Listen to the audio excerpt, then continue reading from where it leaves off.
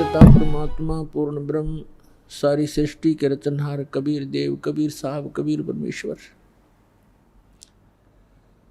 ये हमारे हमदर्द हैं, हमारे पिता हैं, हमारे जनक हैं।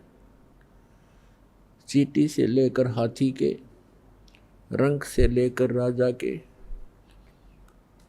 और देव से लेकर महादेव और इंद्र, सुरपति इंद्र तक के वही जनक हैं। दुर्गा देवी और ज्योति निरंजन ब्रह्म सरपुरुष और अक्षर पुरुष के भी जनक वही हैं। अक्षर पुरुष की उत्पत्ति भले ही अचिंत से हुई है, अचिंत भी उसी परमात्मा कबीर साहब का पुत्र है। उनका ही दिया वचन से अक्षर पुरुष की उत्पत्ति अचिंत के माध्यम से हुई थी। तो पुण्यात्मा, आप जिस लोक में रह रहे हो ये लोक ठीक नहीं, ये महागंदा स्थान है और यहां कोई ना रहा ना रहेगा। परमात्मा स्वयं आते हैं इस काल के जाल को समाप्त करने के लिए, अज्ञान हटाने के लिए, और हमें अपना निज स्थान बताने के लिए, जहाँ हम पहले रहा करते थे, जहाँ कोई दुख नहीं था। यहाँ काल भगवान ने हमारे को इस 5 तत्वों की कैद में बेड़ी लगा रखी है, रोक रखे हैं इस बॉडी में। कोई गधे की बॉडी में, कोई सूअर के पिंजरे में, कोई मानव के पिंजरे में। ये जीव इस शरीर रूपी पिंजरे में और 21 ब्रह्मांड रूपी कैद में रोक रखा है। यहाँ कोई सुखी नहीं है। यहाँ के प्रबंधक भी सुखी नहीं है, जो ब्रह्मा विष्णु महेश 3 व्यवस्थक बताए जाते हैं।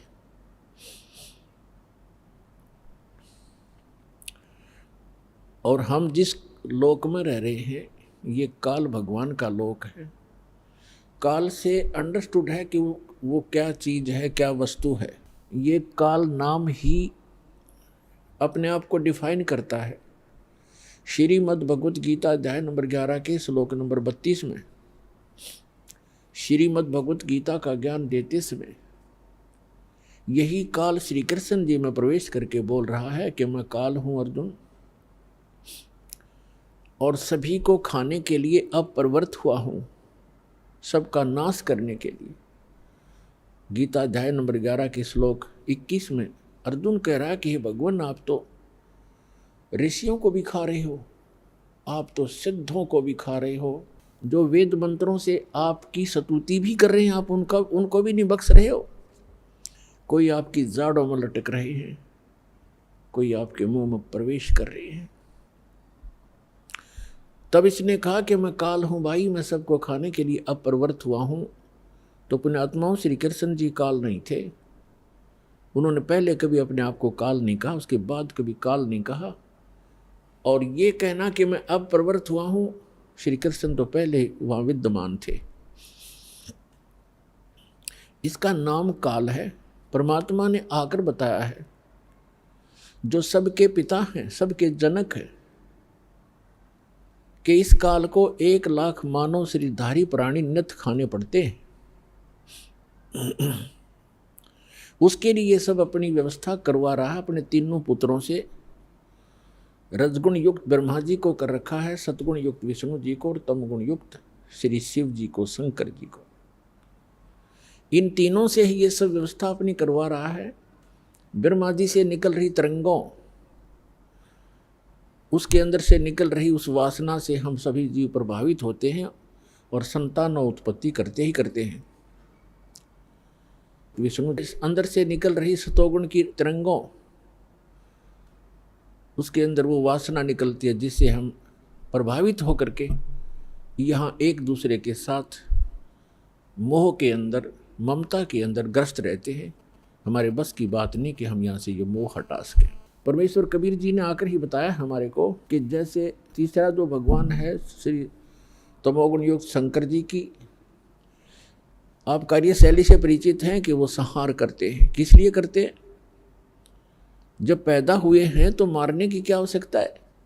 पैदा किए हैं तो उनको मारा क्यों जाता है? हमारी बुद्धि काम करना बंद कर गई क्योंकि हमने ये प्रोसेस फाइनल मान लिया और कोई विकल्प नहीं। तो परमेश्वर ने आके बताया कि तीनों भगवान भले ही अपने अपने स्थानों पर रहते हैं, आपके प्रभु श्री विष्णु, श्री ब्रह्मा जी श्री रजोगुण युक्त, श्री विष्णु जी सतोगुण युक्त और श्री शंकर जी तमोगुण युक्त। ये अपनी अपनी राजधानी इनके द्वीप हैं, नगरी हैं, ऊपर लोक है, शिवपुरी है, विष्णु लोक है, विष्णुपुरी है, ब्रह्मापुरी है।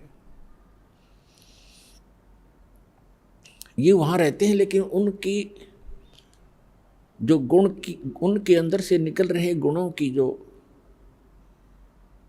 गुणों का प्रभाव है, जो वासना है, जो उनके अंदर से निकल रही रेंज है, वो रेंज है उनकी। इन तीन लोकों पर उनकी रेंज है, पृथ्वी लोक, पाताल लोक और स्वर्ग लोक। तो वहीं से वो प्रभावित कर रहे हैं यहाँ पर सबको। जैसे एक मकान के अंदर दूसरे कक्षों में व्यक्ति बैठे होते हैं और रसोई के अंदर मिर्चों का छोंक लगता है, तो अन्य कक्षों में बैठे हुए व्यक्ति भी प्रभावित होते हैं, जबकि वो स्थूल साकार वस्तु रसोई के अंदर है मिर्च, उसके गुण ने वहाँ प्रभावित किया और उनको छींकें आने लगी। उनके बस की बात नहीं कि उन छींकों को वो रोक सके किसी कीमत पर। ठीक इसी प्रकार ये तीनों काल के पुत्र श्री ब्रह्मा जी, श्री विष्णु जी, श्री शिव जी भले ही हमसे दूर बैठे हैं, उनके अंदर से निकल रही जो उनके महक है, उनके अंदर से जो गंध है, वो हमें यहाँ पर भी प्रभावित कर रही है, जिस कारण से हम संतान उत्पत्ति करते हैं। फिर मोह ममता, संपत्ति में मोह, माता पिता के अंदर ममता, बच्चों के अंदर हमारा राग, ये जीव के बस का नहीं। और मृत्यु हमारे बस नहीं, क्योंकि ये भगवान शिव का डिपार्टमेंट है, जो काल भगवान ने इनको सेवा दे रखी है। अब नौकर, जैसे कोई कसाई का नौकर है, अब वो नौकरों की क्या पार बसाएगी कि वो कहेगा जिसको कि इतने बकरे ला के इस बाड़े में मेरे इस स्टॉक में ला के छोड़ दे, वो लाएगा। और दूसरे नौकर की सेवा लगा रखी है कि इन सब बकरों को तू इनकी सेवा कर, इनको चरा, जल पिला, गर्मी सर्दी से बचा, यहाँ रख, पालन कर इनका, वो करेगा ही करेगा। और तीसरे नौकर की उसने ड्यूटी लगा रखी है कि तू मुझे जितने आवश्यक हो निकाल के यहाँ ला, इनको काट और सप्लाई करो। तो उनके बस की बात नहीं है, वो कितने नेक व्यक्ति हों वो तीनों नौकर, लेकिन वो अपनी ड्यूटी को करनी ही पड़ेगी। इसी प्रकार ये तीनों देवता इस काल कसाई के, काल भगवान के पुत्र और साथ में नौकर हैं, व्यवस्थक हैं, प्रबंधक हैं।